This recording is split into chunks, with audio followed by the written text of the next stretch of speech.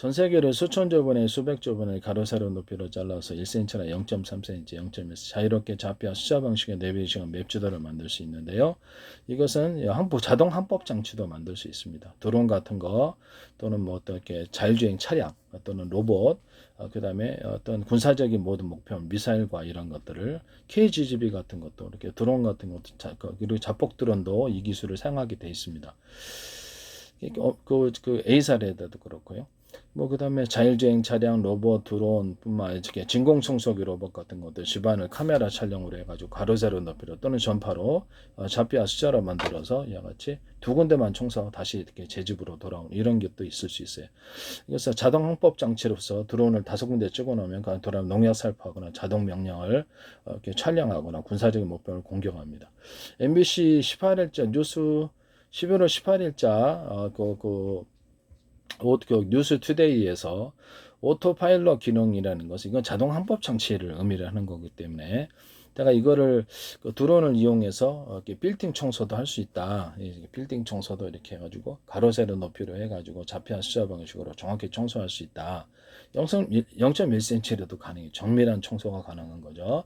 일단 소방호스 달아가지고 이렇게 물 불날 때도 사용할 수 있다라고 했는데 이거를 명백하게 하셨습니다. 그래서 이 부분은 이 기술은 전 세계에서 엄청난 돈을 받을 수 있는 그런 정도의 큰 기술이에요.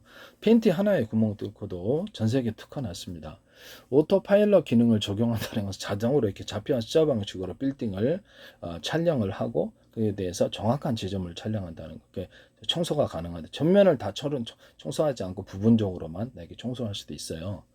근데 이거를 이렇게 KTBO 어떻게 김인철 대표 여기서 이걸 하셨는데 저는 이게 빌딩 청소 로봇 그다음에 소방 로봇이라고 드론에도 활용해서 그것도 분명히 내가 이렇게 구체적으로 얘기를 했는데도 이걸 하셨습니다.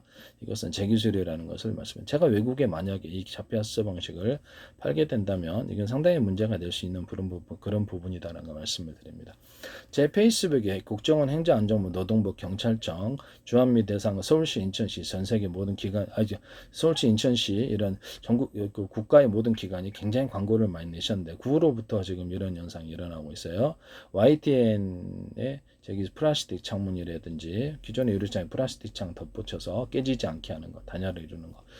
그다음에 비상벨 시스템, 현대기아차의 자동차 격벽 시스템, 냉난방 시스템, 이런 거. 그다음에 변속기 없는 기술. 그다음에 포목나 연료를 적게 주면 적게 타고 많이 주면 많이 탄다는 그 기술. 그래서 현재 있는 석유 방식인 가스 방식인 전기 방식, 연료를 줬고 많음을 따라서 속도를 강중량으로 만들 수 있다. 조명도 그렇게 할 수 있어요. 이 기술은 되게 큰 건데. 그다음에 좌우 프로펠러에 비행체에 틀리게 연료를 주고 줌으로써 회전수를 틀리게 해서 오른쪽에 많이 주면 오른쪽으로 하고 왼쪽으로 많이 왼쪽으로 하고 그렇게 가변 프로펠 아래 위로 내려가. 이걸 그대로 현대기아차에서 하시더라고. 그래서 제가 이것도 동일한데요. 이것은 명백하게 제 기술을 의도적으로 침범한 것으로 보입니다. 그래서 빌딩 청소를 하면 그것도 가로 세로 높이로 좌표와 숫자 방식으로 해서 정밀한 청소가 가능하고 빌딩 전체를 구조를 해가지고 가로 세로 촬영을 해서 좌표와 숫자를 만든다는 거죠. 그래서 거기에 해당되는 것을 점을 찍어주면 오토파일럿 기능을 쓰셨다는 그게 이제 자동으로 여기 찍어놓으면 지가 거기를 청소한다는 거죠.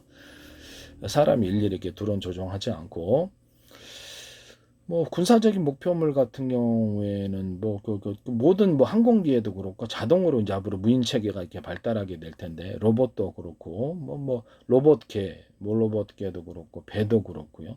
가정용 진공 청소기 로봇들도 집안을 가로 세로 높이로 잘라서 두 군데만 딱 찍어 놓으면 그 두 군데만 청소하고 다시 돌아와요. 드론 같은 것들도 군사적인 목표물을 5군데 가서 공격하고 오라 그러면 5군데 찍어 놓고 그걸 공격하고 옵니다. 이렇게 이제 일일이 사람이 조정하지 않아도 되고요. 또는 어떤 이 전파 지가 알아서 좌표를 찍어서 지가 알아서 자동으로 하고요. 그다음에 어떤 촬영을 해가지고 어떤 신호를 중복하는 부분이 있다면 인공위성이라든지 아니면 정찰기가 있다 그러면 신호를 거기다 보내가지고 이쪽으로 다시 공격하는 장면도 보내줄 수도 있어요. 이런 부분을 말씀을 드립니다. 우크라이나에서도 제가 이런 조그만 상용 어떤 싼 드론에다가도 슈리탄이나 폭탄, 박격폭탄이라든지 이런 폭탄 달아서 하자 그랬더니 그걸 뉴스에 그대로 내보내시더라고. 우크라이나에서 또 이게 뭐 어떤 제가 이렇게 뭐 아시카 방식으로 폭탄 배달해가지고 동굴 진지를 공격하고 그것도 이제 그대로 하셨고요. 그래서 뭔 심보인지는 모르겠는데 어떻게 보셨는지 모르겠는데 참 어이가 없습니다. 이게 남의 기술을 명백하게 자기 멋대로 하시는 것에 대해서 이 부분에 대해서 나중에 문제가 있으리라고 생각합니다. 제가 외국에 팔았을 때를 생각해 주시길 바랍니다.